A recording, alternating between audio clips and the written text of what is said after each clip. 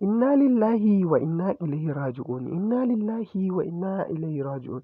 A yau ne muka samu labarin shahararren ɗan wasan comedyn nan ko kuma in ce ɗan wasan kwaikwayo da yake shahara a Kannywood wanda aka fi sani da Kamal Aboki ya samu accident ɗin mota wanda Allah ya yi rasuwarsa a wannan lokaci. To mu za mu kawo maka cikakken labari ne a wannan tasha tamu mai albarka mai sauraro. Amma kafin nan muna buƙatar idan wannan shi ne karanka na farko na ziyarar wannan tasha tamu mai albarka da ka daure ka dangwala mana subscribe kana ka taɓa alamar ƙararrawa domin ta haka ne za ka dinga samun bidiyoyinmu da zarar mun ɗaura.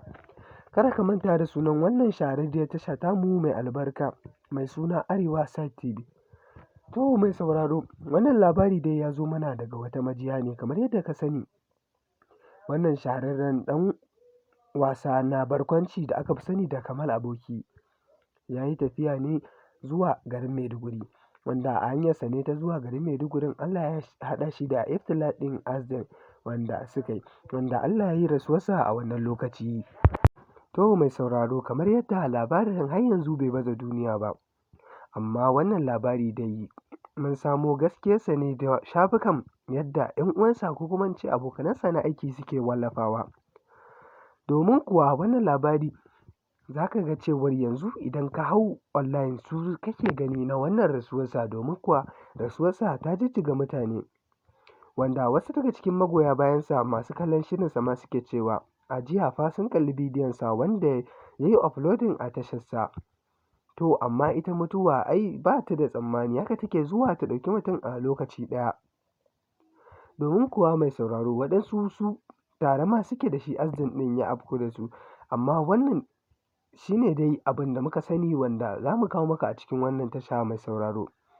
Muna fatan Allah ya ji kansa da rahama Allah ya sa ya huta kamar yadda kwana 5 kenan da kiransa Arewa 24 ta yi interview da shi wanda idan mai sauraro ka kalla hirarsa da Arewa 24 za ka ji yadda suka magantu akan yanayin rayuwarsa da wahalhalun da yake sha. To kamar yadda ka sani dai mutuwar matashi ta fi jijjiga matasa domin kuwa matasa da yawa sun jijjigu akan wannan mutuwa tashi. Domin kuwa mutane da yawa sun nuna ba daɗi kan wannan mutuwa tashi da suka samu labari. Amma mu babban abin da za mu iya mai shine muna addu'a Allah ya ji kansa da rahama Allah ya gafarta mai Allah ya sa ya huta sannan in tamu ta zo Allah ya sa mu cika da imani. Sannan Allah ya ji ƙan waɗanda ba su mutu ba suke raye yanzu. Amin summa amin. Wannan ya shiga jeri na sahu na jaruman Kannywood kenan waɗanda suka rasa rayukansu a yanzu. Allah ya ji ƙansa da rahama Allah ya sa ya huta. To mai sauraro mun gode da jimirin kallon mu da kake a cikin wannan tasha tamu mai albarka mai suna Arewa Side TV. Mun gode da kallon mu da kake yi mai sauraro da kuma bibiya mun gode sosai.